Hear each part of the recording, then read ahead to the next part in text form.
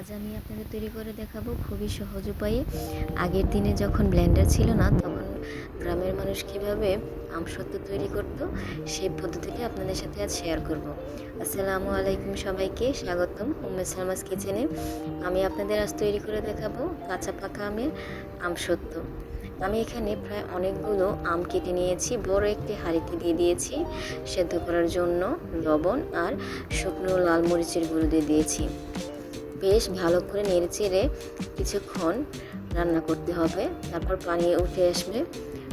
আমগুলো প্রায় সেদ্ধ হয়ে এসেছে, গলে গলে গেছে। এখন আমি একটি বড় কড়াইয়ে আমগুলো ঢেলে দিয়েছি।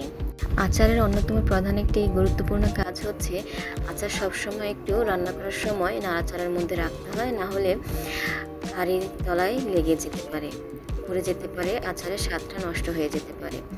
আমার আমগুলো প্রায় অনেকটাই গলে এসেছে। আমি এখানে পরিমাণ মতো চিনি দিয়ে দিচ্ছি। চিনির পরিমাণটা আপনারা আমের টকের উপর নির্ভর করে দিতে পারেন, যে যেমন পছন্দ। যদি কেউ টক খেতে বেশি পছন্দ করেন তাহলে চিনি না দিলেও হবে। আমি এখানে আধা পাকা আমগুলো নিয়েছি, কিছু আম কাঁচাও ছিল। এই আমগুলোতে আঁশ নেই, এজন্য আমগুলো খুব দ্রুতই গলে গিয়েছিল। এখন আমি আরেকটু শুকনো মরিচের গুঁড়ো দিয়ে দিব। শুকনো মরিচের গুঁড়োটা আপনারা ঝালের উপর নির্ভর করে দিতে পারেন, কে কীরকম ঝাল খান। আরেকটু হলুদের গুঁড়ো দিয়ে দিচ্ছি। আমি সেদ্ধ করার সময় লবণ আর মরিচ দিয়ে সেদ্ধ করেছিলাম। খানিকক্ষণ জাল করে নেওয়ার পর আমি এখন এতে শুকনো মরিচ ভেজে গুঁড়ো করে নিয়েছি, সেই গুঁড়ো করা শুকনো মরিচটা দিয়ে দিব। এই মরিচটা দেওয়ার ফলে অন্যরকম একটা ফ্লেভার আসে, আপনারা অবশ্যই এটা দেওয়ার চেষ্টা করবেন। দিয়ে খুব ভালো করে নেড়েচেড়ে মিক্স করে নিচ্ছি। আমি যে আমটা নিয়েছি এই আমগুলো বেশ স্মুথ হয়ে গেছে, কারণ এই আমে একদমই আঁশ নেই, আঁশ খুবই কম।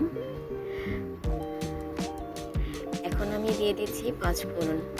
পাঁচফোড়নটা অবশ্যই দেওয়ার চেষ্টা করবেন, তাহলে এতে সুন্দর একটা ফ্লেভার আসে। পাঁচফোড়ন ছাড়া আসলে আচারের কথা, আমসত্ত্বের কথা চিন্তাই করা যায় না। আমার ভিডিও যদি আপনাদের ভালো লাগে এবং আপনারা যদি এরকম ঘরোয়া রেসিপি পেতে চান, তাহলে অবশ্যই আমার চ্যানেলটিকে সাবস্ক্রাইব করে আমার পাশে থাকবেন। আর অবশ্যই কমেন্টসে জানাবেন আপনারা কীরকম রেসিপি দেখতে চান। আমি চেষ্টা করব সেই রেসিপির ভিডিওগুলো আপনাদের সাথে শেয়ার করার। আর একটা কথা বলে রাখি, এভাবে আম জাল করে নেওয়ার পর যদি আমে প্রচুর আঁশ থাকে, তাহলে বাড়িতে থাকা যে কোনো একটা ছাঁকনি দিয়ে ছেঁকে নিতে পারেন, তাহলে আমের আঁশগুলো আর আমসত্ত্বের পেস্টে যাবে না। আমার এখানে আমসত্ত্বটা তৈরি হয়ে গেছে। আমি এখন একটি স্টিলের পাত্রে সরিষার তেল দিয়ে তারপরে আমসত্ত্বগুলো পাতলা করে দিয়ে দেব। তারপরে উপরে মরিচের গুঁড়ো, শুকনো মরিচের গুঁড়ো ছিটিয়ে দেব। তবে আপনাদের 2 থেকে 3 দিন সময় লাগবে আমসত্ত্বটা শুকাতে। যদি আপনারা পাতলা করে দেন তাহলে সারাদিন রৌদ্র পেলে এক রৌদ্রেই শুকিয়ে যাবে। আপনাদের যদি আমার ভিডিও ভালো লেগে থাকে তাহলে অবশ্যই আমার চ্যানেল সাবস্ক্রাইব করে আমার পাশে থাকবেন। ভিডিওটিতে একটি লাইক দিয়ে যাবেন, কমেন্টসে জানাবেন।